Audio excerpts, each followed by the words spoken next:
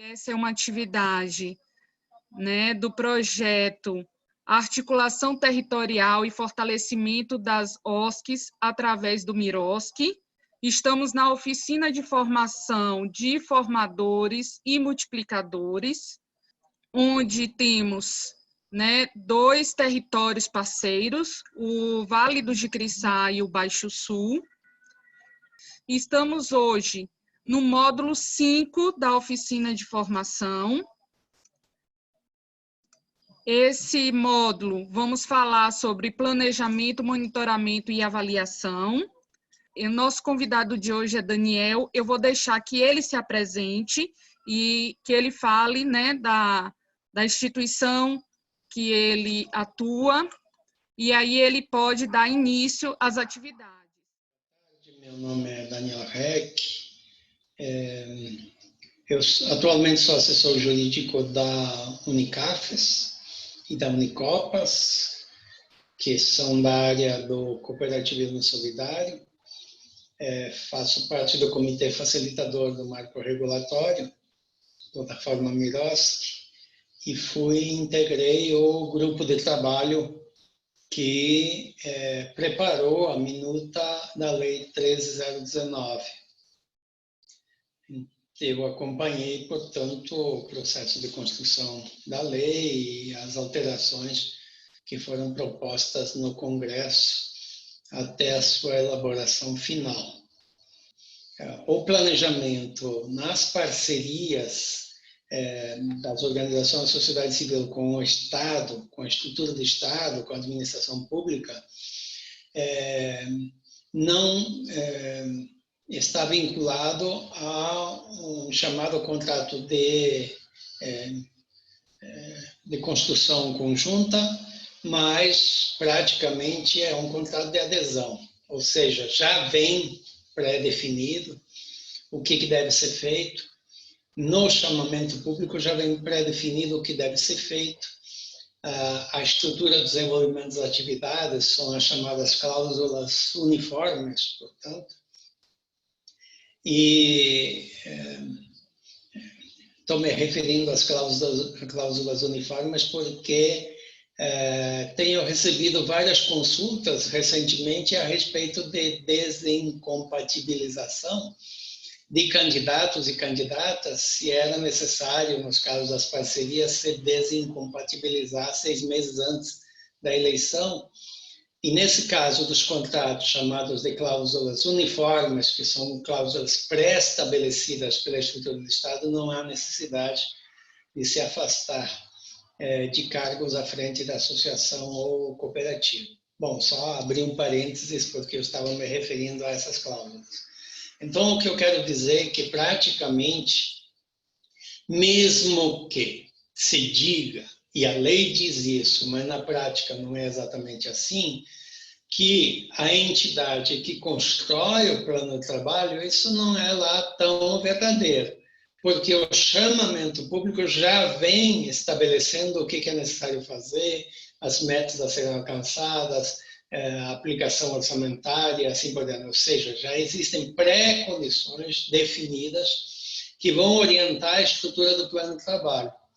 Então, claro, a lei vai dizer que no plano de trabalho precisa descrever a realidade, descrever as metas, previsão das receitas, forma de execução da atividade, isso entraria no plano de trabalho, mas isso já está previsto no próprio edital. Então, a margem, isso é verdadeira margem, para que a entidade possa alterar o planejamento, alterar a execução da proposta de parceria é muito, muito pequena, muito limitada, né? Então, é necessário estabelecer, volto a repetir, se trata de um contrato de adesão, onde a entidade adere àquilo que o Estado está propondo, né?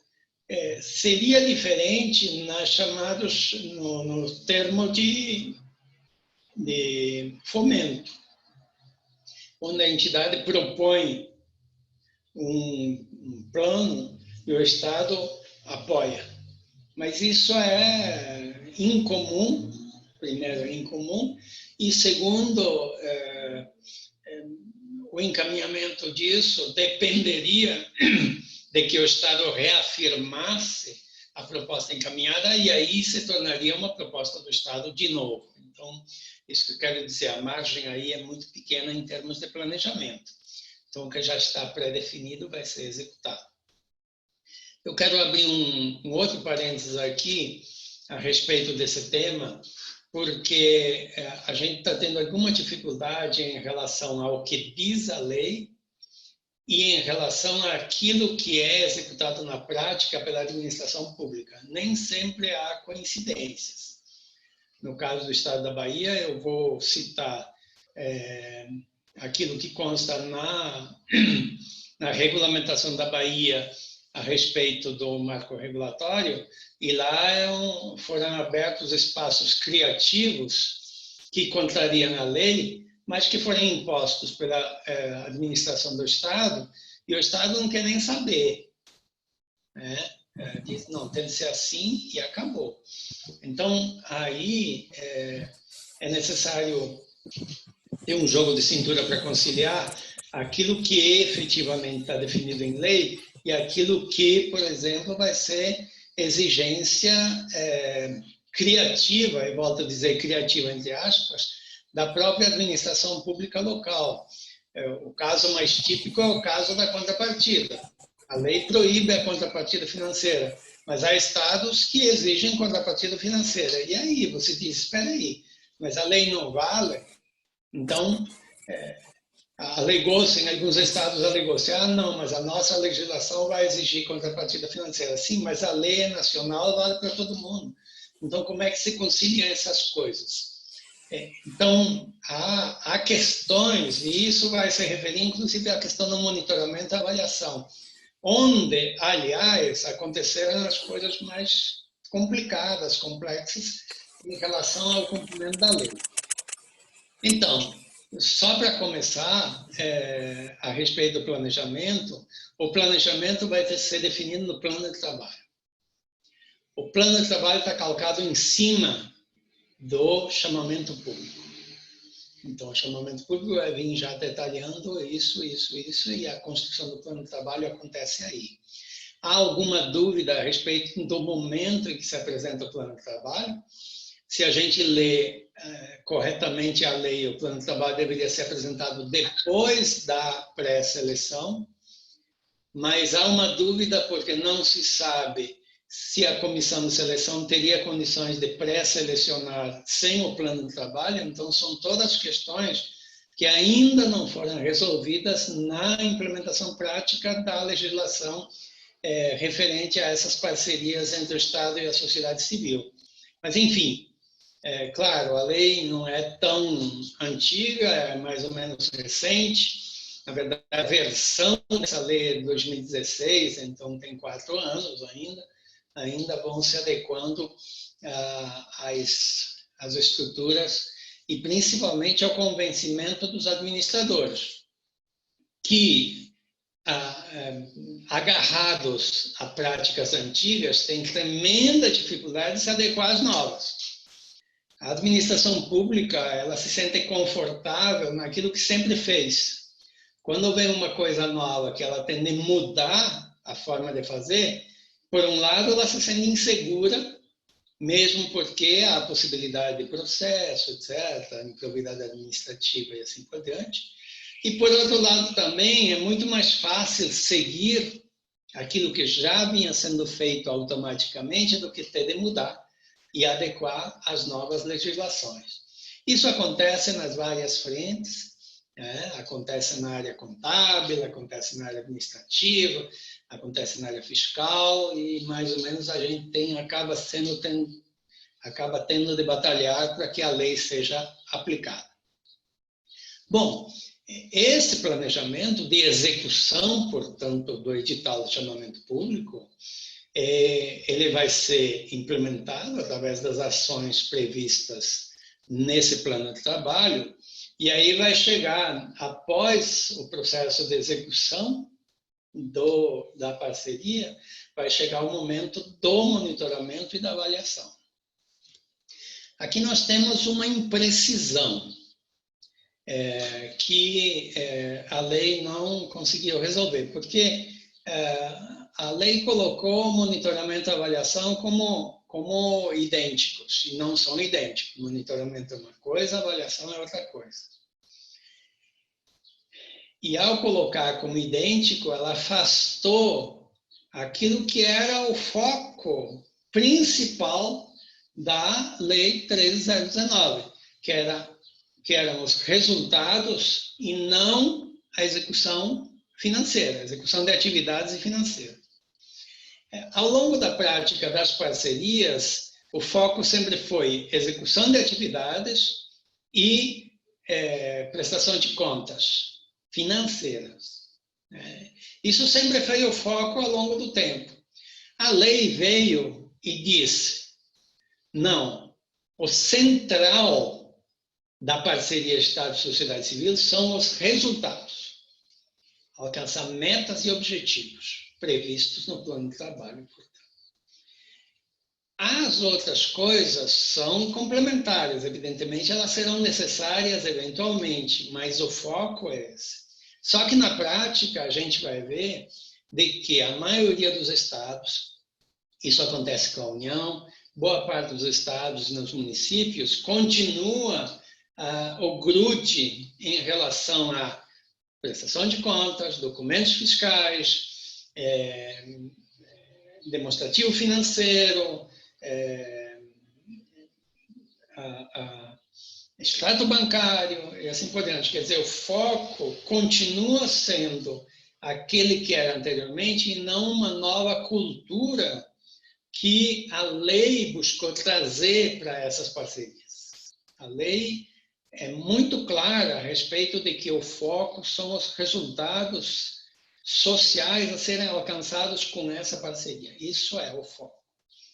Mas, por exemplo, tomando o exemplo da Bahia, quando se foi regulamentar a lei, isso passou ao largo.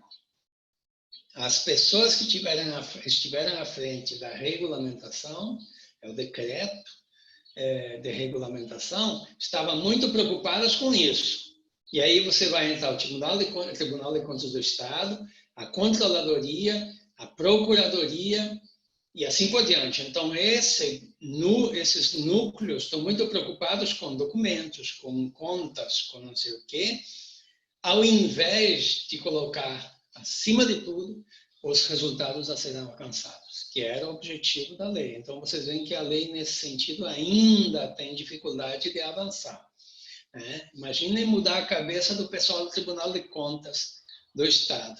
Isso é um esforço extraordinário. Isso ocorreria em todos os estados, na União a mesma coisa, então há uma dificuldade evidente em relação à aplicação da lei. Quando você falou em monitoramento, volto a repetir, houve uma mistura entre monitoramento e avaliação. Por quê? Porque o monitoramento se refere à execução da parceria, à execução do plano de trabalho. A avaliação se refere aos resultados alcançados pela execução. Portanto, são coisas distintas.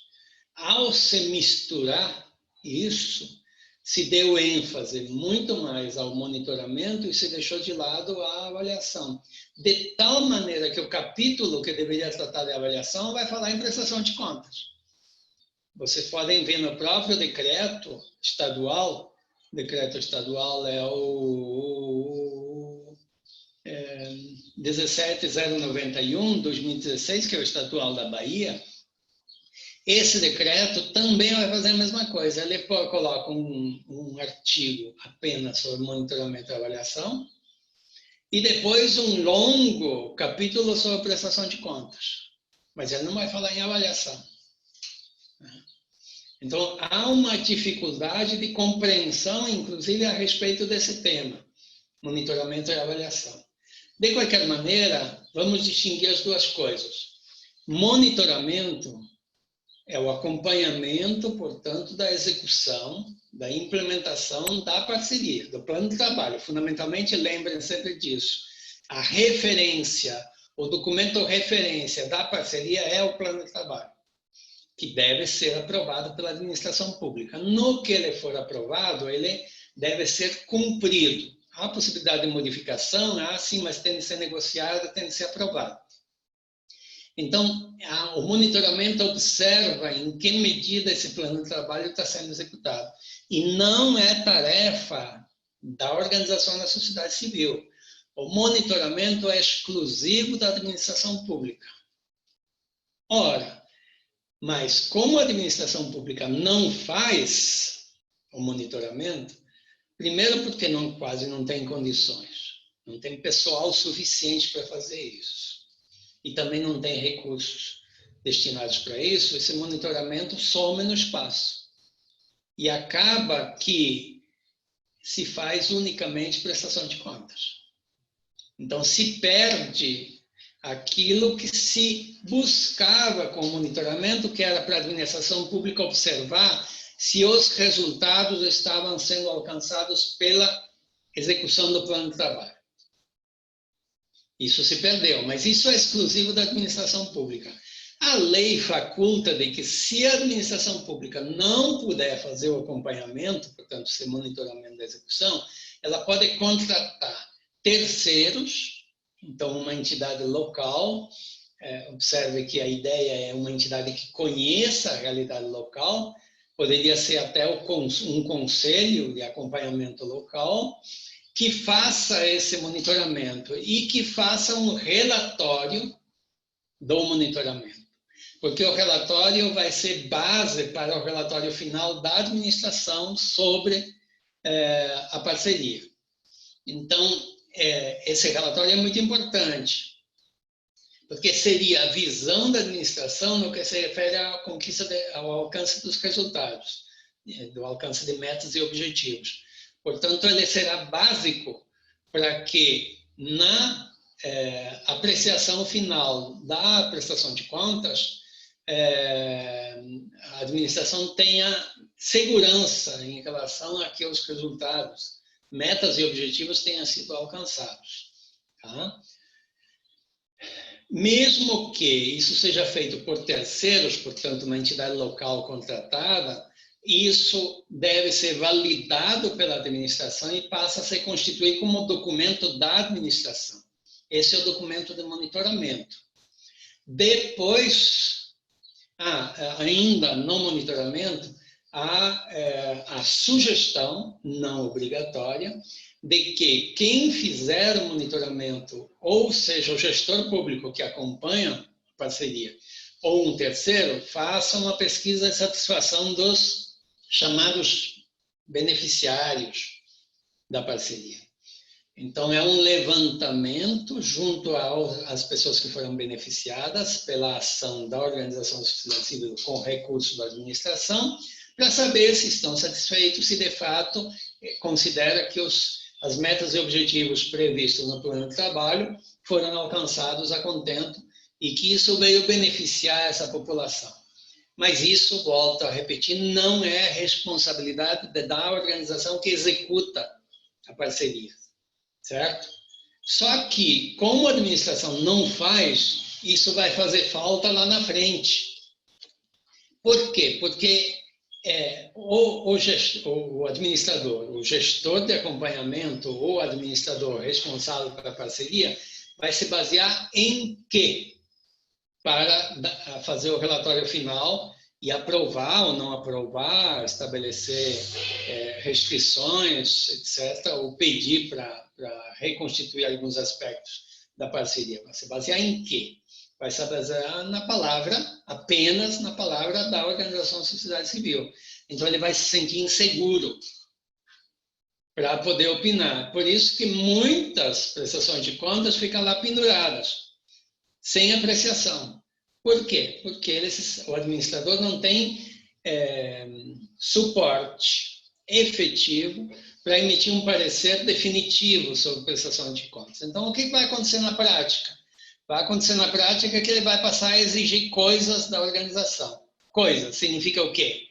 Notas, status, fotos, relações, lista de presença, comprovantes, e vai.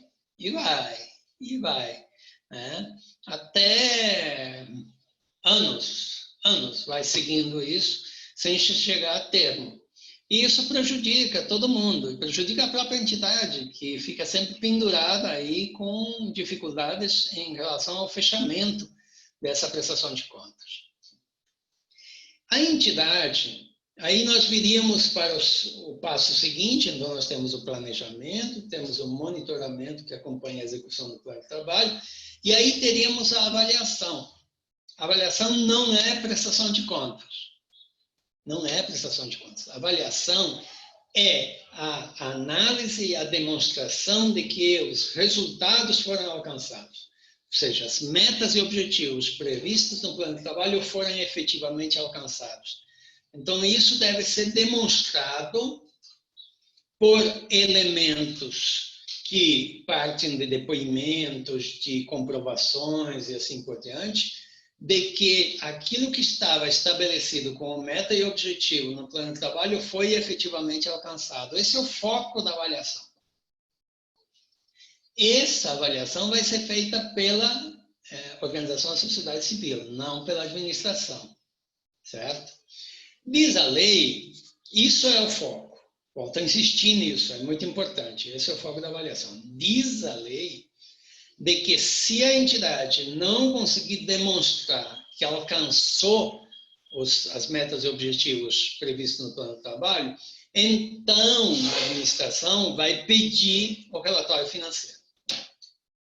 Aí vai entrar no detalhamento das finanças, da execução do orçamento e o demonstrativo da execução do orçamento. Só nesse caso.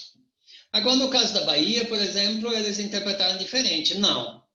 Vai ter de apresentar o relatório financeiro junto com o relatório demonstrativo de alcance de metas e objetivos. Por que isso? Porque sempre fizeram assim. E essa é a única justificativa. Mesmo que a lei diga que não, eles disseram que é isso. Tem de ser assim, senão não vão aceitar. Isso está no decreto estadual. Há duas inovações em relação ao decreto estadual. A primeira é essa, que na prestação de contas tem de apresentar o relatório, chamado relatório de atividades, o relatório demonstrativo do alcance de objetivos e metas, e o relatório financeiro, junto. Segunda inovação, também da Bahia, mas acontece em outros estados, é a tal da apresentação dos documentos fiscais. Ora, a lei diz que os documentos fiscais só serão apresentados se ficar demonstrado que as metas e objetivos não puderam ser alcançados, não foram alcançados. Então, se parte para o financeiro. Aí, no financeiro, é muito mais complicado, tem de apresentar. Só que, na prática, se tornou praticamente usual que as entidades tenham de apresentar os documentos fiscais, né? E com algumas maluquices. Tipo, por enquanto, há lançamento do SICOMP dos documentos fiscais. Veja bem, a lei não exige isso. Mas quando você vai prestar contas, vai ter de jogar digitalizar o documento fiscal e lançar lá. Isso significa que a administração está desconfiando de você. Está dizendo, você não conseguiu alcançar, nós queremos ver todos os documentos fiscais. Bom, você lança na plataforma econômica, na plataforma eletrônica. Mas tem administração que, mesmo com isso, vai querer ver o documento fiscal físico. E aí tem um problema. Porque o documento fiscal físico não pode sair da sede da entidade. Isso é muito importante. Documento fiscal físico não pode sair da sede da entidade, nem pode ser rasurado. Então, não tem nada de botar um carimbo de não sei o quê. O carimbo pode ir na cópia digitalizada. No documento fiscal não pode, porque é rasura. E o documento fiscal não pode ser rasurado e nem pode sair da sede. Então, a administração, aí sim a lei prevê de que se houver dúvida sobre o cumprimento do objeto, cumprimento dos metas objetivos, o administrador pode ir à sede da entidade, marcando antecipadamente a saída, nada de chegar na porta e querer entrar, de jeito nenhum, a não ser com mandado judicial. Então, marcando antecipadamente a ida para poder acessar os documentos. Pode. Desde que seja pré-agendado, portanto, e prevista a finalidade da visita. Aí, essa visita terá acesso aos documentos fiscais que estarão guardados na sede da entidade. Não pode levar. Não pode levar. Isso é importante. Tem de deixar lá. Mas pode ter acesso, se for o caso. Mas deve haver motivo para isso. Tá? Bom, eu diria que essas são as questões gerais, as questões mais importantes desse processo. Claro, há um detalhamento, depois entraria em outras questões, mas eu me referi às questões mais gerais.